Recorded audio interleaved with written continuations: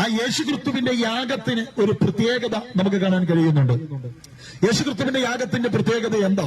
യേശുക്രിസ്തുവിന്റെ യാഗം പാപമില്ലാത്ത ഒരു യാഗമായിരുന്നു. അപ്പൊ നമ്മളൊക്കെ ഏതെങ്കിലും ഒരു പർവ്വജാതിയെയോ മൃഗങ്ങളെയോ കന്നുകാലികളെയോ, നമുക്കറിയാം ആടിനെയും കോഴിയെയും ഒക്കെ യാഗമർപ്പിച്ചാൽ നമ്മൾ അർപ്പിക്കുന്നത് എന്തിനാ? ഒരു ജീവനുള്ള വസ്തുവിനെ മനുഷ്യരായ നമ്മുടെ ശാപങ്ങൾ മാറുവാനും പ്രശ്നങ്ങൾ പരിഹരിക്കപ്പെടുവാനും നമ്മൾ ഒരു ജീവനെ ഇല്ലാതെയാക്കിയാണ് യാഗം കഴിക്കുന്നത്.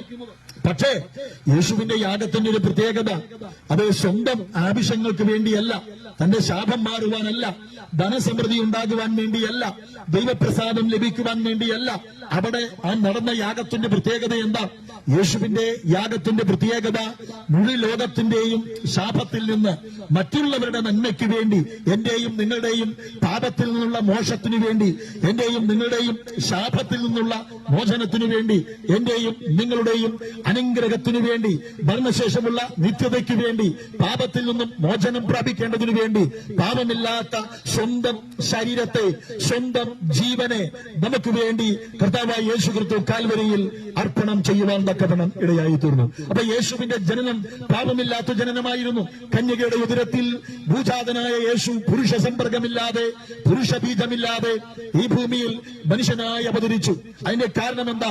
ആദാമിന്റെ സന്തതിയായി ഭൂമിയിൽ ജനിക്കുന്ന സകല മനുഷ്യരും പാപത്തിൽ ജനിക്കുമ്പോൾ പാപിയായ ഒരു മനുഷ്യന് പാപത്തിന്റെ ഉറവിടമായ പിശാചിന്റെ പ്രവൃത്തികളെ അഴിക്കാൻ കഴിയാതിരിക്കുമ്പോൾ, പിശാചിനെ പരാജയപ്പെടുത്താൻ കഴിയാതിരിക്കുമ്പോൾ, മാനവരാശിയെ രക്ഷിക്കാൻ കഴിയാതിരിക്കുമ്പോൾ പാപമില്ലാത്ത ഒരു യാഗം ഇവിടെ നടക്കേണ്ടതായിരുന്നു. അപ്പോൾ മാനവരാശി മുഴുവൻ പാപത്തിൽ പിറക്കുന്നു, പാപത്തിൽ ജീവിക്കുന്നു, പാപത്തിൽ മരിക്കുന്നത് കൊണ്ട് പാപത്തിന്റെ ഉറവിടം പിശാചാണെന്ന് വേദപുസ്തകം പഠിപ്പിക്കുന്നു. യോഹന്നാന്റെ ലേഖനം അതിന്റെ 3-ാം അധ്യായം 8-ാമത്തെ വാക്യത്തിൽ ഇങ്ങനെ പറയുന്നു, പാപം ചെയ്യുന്നവരെല്ലാം പിശാചിന്റെ സന്തതികളെന്ന് വിളിക്കപ്പെടുന്നു. പിശാച് ആദ്യം മുതൽ മനുഷ്യരെ പാപം ചെയ്യിപ്പിക്കുന്നു. എന്നാൽ ഈ പിശാചിന്റെ പ്രവൃത്തികളെ അഴിപ്പാൻ തന്നെ ദൈവപുത്രൻ ഈ ഭൂമിയിൽ പ്രത്യക്ഷനാകുവാൻ തക്കവണ്ണം ഇടയായി തീർന്നു. അപ്പോൾ മനുഷ്യനെ കൊണ്ട് പാപം ചെയ്യിപ്പിക്കുന്ന പിശാച്, അപ്പോൾ അതുകൊണ്ട് പാപിയായ മനുഷ്യന് പിശാചിനെ ജയിക്കാൻ കഴിയാതിരിക്കുമ്പോൾ, അതേ പാപത്തിൽ നിന്നും മനുഷ്യനെ രക്ഷിക്കേണ്ടതിന് പാപമില്ലാതെ ജനിച്ച് പാപമില്ലാതെ ജീവിച്ച് പാപികളായി നമുക്ക് വേണ്ടി പാപമാക്കപ്പെട്ടു.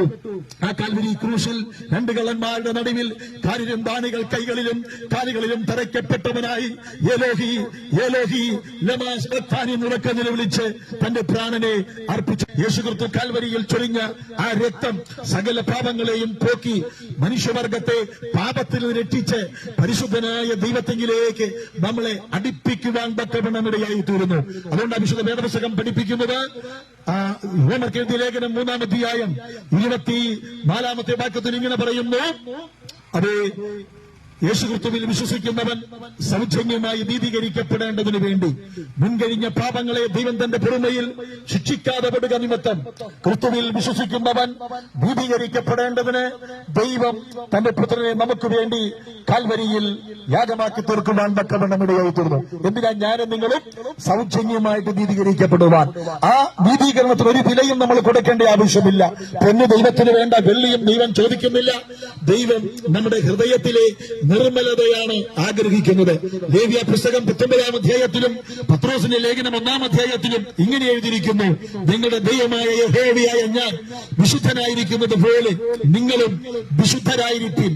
ദൈവം നമ്മളെ കുറിച്ച് ആഗ്രഹിക്കുന്നത് നമ്മൾ വിശുദ്ധരായി, സത്യസന്ധരായി, നിർമ്മലരായി, സ്നേഹമുള്ളവരായി ഈ ഭൂമിയിൽ ജീവിക്കണമെന്നുള്ളതാണ് ദൈവം നമ്മളെ കുറിച്ച് ആഗ്രഹിക്കുന്നത്.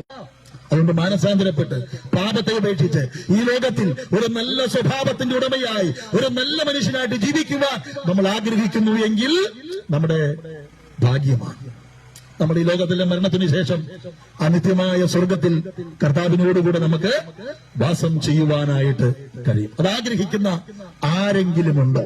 ഉണ്ടെങ്കിൽ ഇതുവരെയും നിങ്ങൾ രക്ഷിക്കപ്പെട്ടിട്ടില്ലെങ്കിൽ, ആ അനുഭവം നിങ്ങൾക്ക് ലഭിച്ചില്ലെങ്കിൽ, ഇന്ന് രാത്രി ദൈവം നിങ്ങൾക്ക് ഒരു അവസരം തരികയാണ്. നാളെ നമുക്ക് ഈ അവസരം ലഭിക്കുമോ എന്ന് നമുക്കറിയത്തില്ല. കാരണം ഇന്ന് നമ്മുടെ പ്രകൃതിയുടെ പ്രതിഭാസങ്ങൾ നമ്മൾ കണ്ടുകൊണ്ടിരിക്കുന്നു. എപ്പോൾ കാലാവസ്ഥകൾ മാറും? നമുക്കറിയാം 2019 പ്രതീക്ഷിക്കാത്ത സമയത്ത് നമ്മുടെ COVID-19 കടന്നു വന്നു. അപ്പോൾ എന്ത് നാളെ നമ്മുടെ ലോകത്ത് സംഭവിക്കും നമുക്കറിയത്തില്ല. ഇന്ന് രാത്രി കിടന്നുറങ്ങിയാൽ നാളെ ഉണ്ടാകുമെന്ന് നമുക്കറിയാം. അറിയത്തില്ല. പക്ഷെ നാളെ നമുക്ക് ലഭിച്ചാൽ, അല്ല ലഭിച്ചില്ലെങ്കിൽ, ഇന്ന് രാത്രി മരണം കൊണ്ട് അവസാനിച്ചാൽ നമ്മുടെ നിത്യതയോടെയായിരിക്കും. നമ്മൾ സ്വർഗത്തിലെത്തുമോ? ശിക്ഷാവിധത്തിൽ മോചനം ലഭിക്കുമോ? ഇല്ല എങ്കിൽ ഒരു നിമിഷം നിങ്ങളായിരിക്കുന്ന ഇരിപ്പിൽ ഒരു വാക്ക് ദൈവത്തോട് പ്രാർത്ഥിക്കാമോ? കർത്താവേ, എന്റെ പാപം ഞാൻ അറിയുന്നു, എന്റെ പാപം ദൈവത്തിൽ നിന്നും എന്നെ അകറ്റിക്കളയുന്നു എന്ന് ഞാൻ മനസ്സിലാക്കുന്നു. എന്റെ പാപം എന്നോട് ക്ഷമിക്കണമേ. എന്റെ പാപത്തിൽ നിന്നെ രക്ഷിച്ച് ദൈവത്തിങ്കിലേക്ക് എന്നെ അടുപ്പിക്കുവാൻ യേശു കർത്താവ് ഈ ഭൂമിയിൽ മനുഷ്യനായി പാപമില്ലാതെ വന്ന് കാൽവരിയിൽ എനിക്ക് വേണ്ടി യാഗമായി ഉയർത്തെഴുന്നേറ്റെന്ന് ഞാൻ വിശ്വസിക്കുന്നു. യേശുവേ, അങ്ങ് മടങ്ങി വരുമ്പോൾ, ആ കാഹള ശബ്ദം കേൾക്കുമ്പോൾ വിശുദ്ധന്മാരോട് ചേർന്ന് രൂപാന്തരപ്പെടുവാൻ എന്നെ ഞാൻ സമർപ്പിക്കുന്നു. എന്റെ പാപം ഞാൻ ഉപേക്ഷിക്കാൻ തയ്യാറാകുന്നു. മദ്യം എനിക്ക് വേണ്ട, മയക്കുമരുന്ന് വേണ്ട, ഒരു പാപ സ്വഭാവങ്ങളും എനിക്ക് വേണ്ട. അങ്ങ് വിശുദ്ധനായിരിക്കുന്നത് പോലെ ഒരു വിശുദ്ധ ജീവിതം നയിക്കുവാൻ, ഒരു നല്ല സ്വഭാവത്തിന്റെ ഉടമയായിട്ട് ജീവിക്കുവാൻ ഞാൻ ആഗ്രഹിക്കുന്നു. സമൂഹത്തെ എനിക്ക് തന്നിരിക്കുന്ന ഉത്തരവാദിത്വം, കുടുംബത്തിൽ എനിക്ക് തന്നിരിക്കുന്ന ഉത്തരവാദിത്വം, കർത്താവെ, അത് മനസ്സിലാക്കി ഒരു നല്ല സ്വഭാവത്തിന് ഉടമയായിട്ട് ജീവിക്കുവാൻ ഞാൻ ആഗ്രഹിക്കുന്നു. എന്റെ ഹൃദയത്തെ അവിടുത്തെ കരങ്ങളിൽ ഏൽപ്പിക്കുന്നു. അങ്ങ് എന്റെ ഹൃദയത്തിൽ രക്ഷിതാവും കർത്താവുമായിട്ട് കടന്നു വരണമേ. അങ്ങയുടെ ജീവന്റെ പുസ്തകത്തിൽ എന്റെ പേര് കൂടെ ഒന്ന് എഴുതണമേ. ശിക്ഷാവിധിയിൽ നിന്ന് എനിക്കൊരു മോചനം നൽകണമേ. എന്റെ പാപമെല്ലാം എന്നോട് ക്ഷമിക്കണമേ. എന്റെ ശരീരത്തിലെ രോഗങ്ങളെ അങ്ങ് സൗഖ്യമാക്കണമേ. അങ്ങയുടെ കരങ്ങളിൽ എന്നെ ഞാൻ സമർപ്പിക്കുന്നു. എന്റെ പ്രാർത്ഥനയെല്ലാം അങ്ങ് കേട്ട് മറുപടി നൽകിയ ദൈവത്തിന് നന്ദി പറയുന്നു. യേശുവിൻ നാമത്തിൽ പ്രാർത്ഥിക്കുന്നു. കേൾക്കണമേ സ്വർഗീയ നല്ല പിതാവേ. ആമേൻ. നിങ്ങൾ ഈ പ്രാർത്ഥന പ്രാർത്ഥിച്ചെങ്കിൽ ആരും ഒരുപക്ഷെ നിങ്ങളെ കണ്ടിട്ടുണ്ടായിരിക്കത്തില്ല. പക്ഷേ സർവശക്തനായ ദൈവം നിങ്ങളെ കണ്ടു. നിങ്ങളുടെ ഹൃദയത്തിൽ കർത്താവ് കടന്നു വന്ന സമാധാനവും സന്തോഷവും അനുഗ്രഹവും ആ നിത്യജീവനും നൽകുവാൻ തക്കവണ്ണം ഇടയായി തീരട്ടെ. ഈ ദേശത്തിനു വേണ്ടി ഞങ്ങൾ ഒരു വാക്ക് പ്രാർത്ഥിച്ചു കടന്നു പോകുവാൻ ആഗ്രഹിക്കുന്നു. ഒരുപക്ഷെ ഈ സന്ദേശം ശ്രദ്ധിക്കുന്ന നിങ്ങളുടെ ജീവിതത്തിൽ കടഭാരത്താൽ ഭാരപ്പെടുന്നവരാണോ, അല്ലെങ്കിൽ ഏതെങ്കിലും പാപ സ്വഭാവത്തിൽ നിങ്ങൾ അതേ അടിമപ്പെട്ടു നിരാശയിലായിരിക്കുന്നവരാണോ, ജീവിതം മടുത്തു, തകർന്നു, ഇനി ജീവിക്കേണ്ട ആത്മഹത്യയാണ് എന്നത് എന്റെ മുമ്പിലുള്ളത് എന്ന് ചിന്തിച്ചിരിക്കുന്നവരാണോ, ശാരീരികമായി ഏതെങ്കിലും രോഗത്താൽ നിങ്ങൾ ഭാരപ്പെടുന്നവരാണോ, നിങ്ങൾ ഭാരപ്പെടേണ്ട. നിങ്ങളുടെ സകല പ്രശ്നങ്ങൾക്കും പരിഹാരം കർത്താവായ യേശു ക്രിസ്തുവിന്റെ കാൽവരി ക്രൂശിൽ യേശു നിർവഹിക്കുവാനിടയായി തീർന്നു. അതുകൊണ്ടായിരിക്കുന്ന ഇരിപ്പിൽ ഒരു വാക്ക് പ്രാർത്ഥിക്കൂ. നിങ്ങൾക്കാർക്കെങ്കിലും ഞാൻ പ്രാർത്ഥിക്കണമെന്ന് നിങ്ങൾക്ക് വിശ്വാസമുണ്ടെങ്കിൽ ഞാൻ പ്രാർത്ഥിക്കാൻ നിങ്ങൾക്ക് വേണ്ടി. ആരെങ്കിലും അതേ രോഗികളോ തകർച്ചയിലൂടെ അസമാധാനത്തിലൂടെ കടന്നു പോകുന്നുണ്ടെങ്കിൽ അതേ എന്റെ അടുത്തേക്ക് കടന്നു വന്നാൽ ഞാനിപ്പോൾ നിങ്ങൾക്ക് വേണ്ടി പ്രാർത്ഥിക്കാം. ദൈവം നിങ്ങളെല്ലാവരെയും അനുഗ്രഹിക്കട്ടെ. 12 സംവത്സരം രക്തസ്രാവമുണ്ടായിരുന്നു, സൗഖ്യമാക്കി യേശു. ജന്മന ക്രൂഡനായിരിക്കെ സൗഖ്യമാക്കി യേശു. 38 സംവത്സരം കുളക്കരയിൽ സൗഖ്യത്തിന് വേണ്ടി കിടന്നിരുന്ന വ്യക്തിയെ സൗഖ്യമാക്കി യേശു. ഇന്ന് സന്ധ്യാസമയത്ത് ഈ മാതാവിനെ തുടങ്ങണം, ഇവിടെ വിശ്വാസം വർദ്ധിക്കപ്പെടണം. ഈ കൊട്ടപ്പള്ളത്തിൽ ഒരു ദൈവപ്രവർത്തനം വെളിപ്പെടുത്തണം. ഈ ശരീരത്തിൽ ഒരു ദൈവസാന്നിധ്യം നിർവഹിക്കണം. ഇന്ന് രാത്രി സമാധാനമായിരിക്കണം, സുഖകരമായ ഉറക്കം കൊണ്ടുവരണം. രാത്രിയിൽ പലപ്പോഴും അലട്ടിക്കൊണ്ടിരിക്കുന്ന ദുർസ്വപ്നങ്ങളിൽ നിന്ന് വിടിവിക്കണം. തലമുറകളെക്കുറിച്ചുള്ള ആവലാദികളും ദേവലാദികളും മാറട്ടെ.